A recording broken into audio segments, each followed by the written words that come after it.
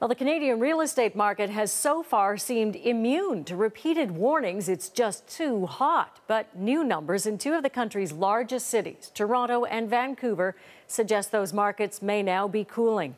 The CBC's Alan Waterman joins us tonight with the latest. Diana, Alan. for many people trying to buy or sell a home these days, the market seems to confound logic and defy the basic laws of supply and demand.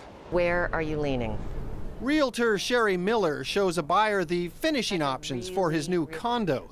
Right now in the Toronto market, color schemes may be the only sure bet.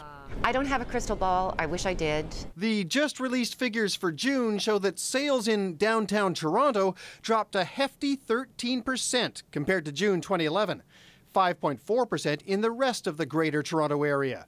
Yet prices rose. Toronto housing market still have strong demand, even though the increasing difficulty of getting a mortgage, or people worry about this, but I still have confidence in the housing market.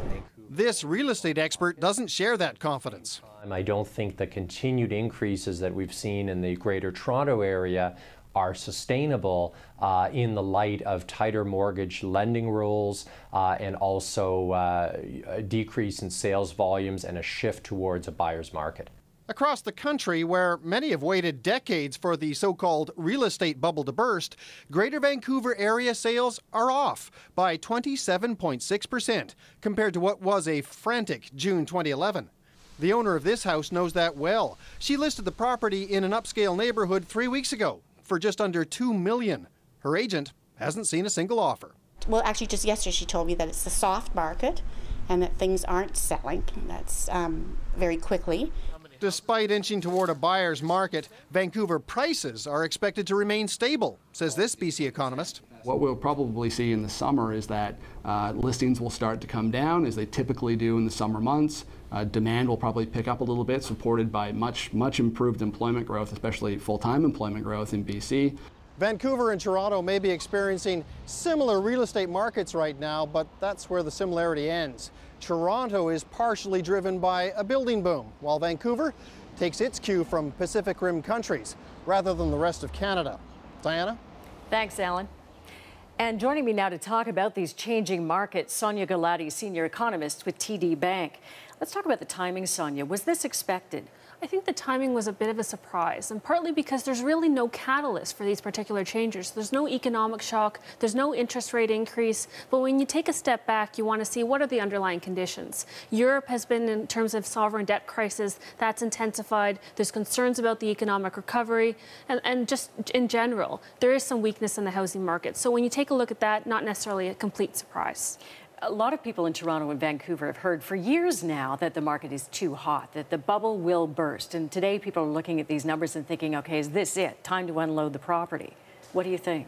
Well, you want to always take a look at a data element in trend series. So 1 month, 2 month, 3 month. So you don't necessarily want to go out and sell your property right away just because of these numbers. But those two markets, according to TD, are overvalued by about 15%, and those excesses are going to be unwound gradually over the next couple of years. What about the trend going forward in the next 6 months? What do you see happening? I think a big thing that we're taking a look at are the mortgage rule changes that are going to become effective as of July. So we're already seeing sales weakness heading up to those mortgage rule changes.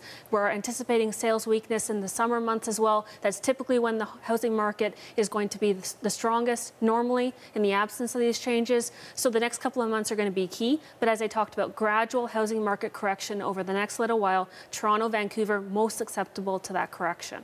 I guess really looking at the numbers though and sort of parsing them out a little bit is that there is some softening in the price, but really it's about the number of listings on the market available that's changed most dramatically. Exactly. And so what is driving that? Perhaps economic uncertainty, perhaps nerves about the confidence, crisis of confidence. Those are some of the things that people say to themselves, you know what, I may not list anymore. I may wait a little bit to see if things calm down a little bit. And the waiting game begins for everyone. Thanks, Sonia. Thanks for having me.